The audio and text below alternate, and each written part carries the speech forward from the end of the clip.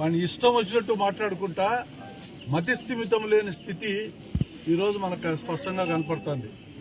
ఏమనుకుంటున్నాడో ఏమో, ఈ భూమికి ఆయనే రాజు అనుకుంటున్నాడో, లేకుంటే ఆయన ఏమన్నా చేస్తే అందరూ ఇక్కడ పారిపోయే వాళ్ళు ఉన్నారు, భయపడిపోయే వాళ్ళు ఉన్నారనే ఒక భావంతో బతుకుతున్నాడో నాకు తెలియదు. కానీ ఇట్లా తాటాకు చప్పుళ్లకు ఉడత ఊపులకు భయపడే మనిషి ఇక్కడ ఎవ్వడూ లేడు.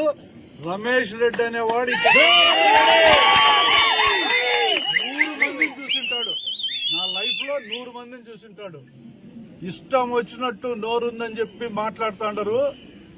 తల్లిదండ్రుల గురించి మాట్లాడతారు. ఇష్టం వచ్చినట్టు ఆ కొడుకు, ఈ కొడుకు, ఆ నా కొడుకు, ఈ నా కొడుకు, ఈ పదాలు చిన్నప్పుడే వదిలేసిన నేను. ఈ పదాలు 10 రెట్లు ఎక్కువ నాకు తెలుసు. ఎటువంటి పదాలు ఎక్కడ వాడాలనో కూడా నాకు బాగా తెలుసు.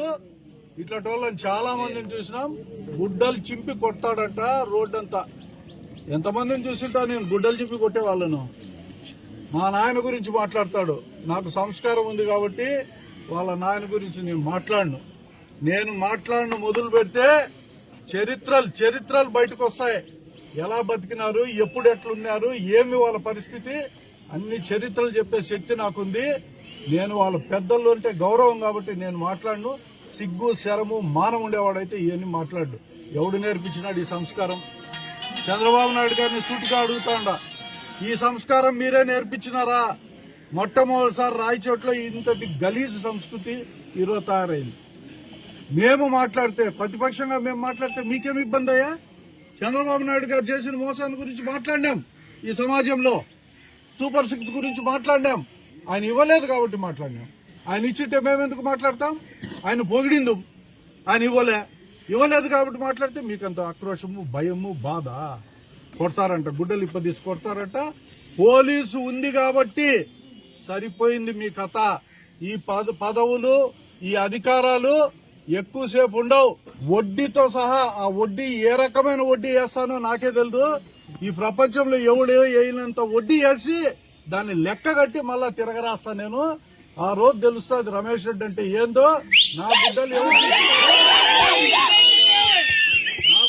దించుతారో నేను గుడ్డలు దించుకునే దానికి సిద్ధంగా ఉండా, రెడీగా ఉండా. నా గుడ్డలు దించే మగోడు ఎవడైనా పుట్టింటే భూమి పైన ఏ రోజైనా ఎక్కడికైనా రావచ్చు.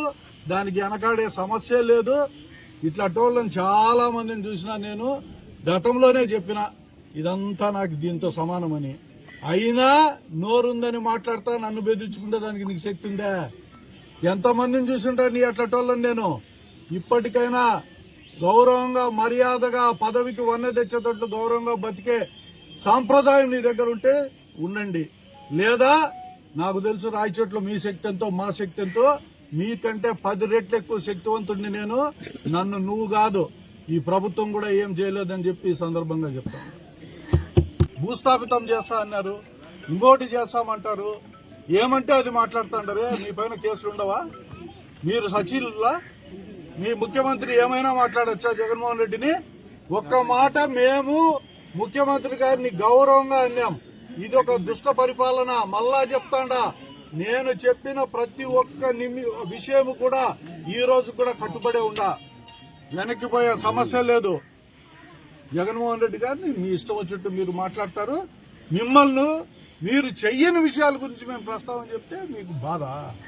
ఏమయ్యా, మిమ్మల్ని మీరు నియంత్రించుకొని రాజకీయాల్లో ఉండే శక్తి మీకు లేదా? దేవుడు ప్రసాదిస్తాడేమో, దేవుడిని ముక్కోండి. మిమ్మల్ని ప్రజలు ఎప్పుడో తిరస్కరించినారు. రాబోయే ఎన్నికల్లో మీకు డిపాజిట్లు రావు. ఈ రాష్ట్రంలో 175కు 175 కూడా తెలుగుదేశం గెలిస్తే తెలుగుదేశం ఓడిపోయేది ఖాయము. వైసీపీ 100కి 100% గెలిచేది కూడా 100% నిజం. అది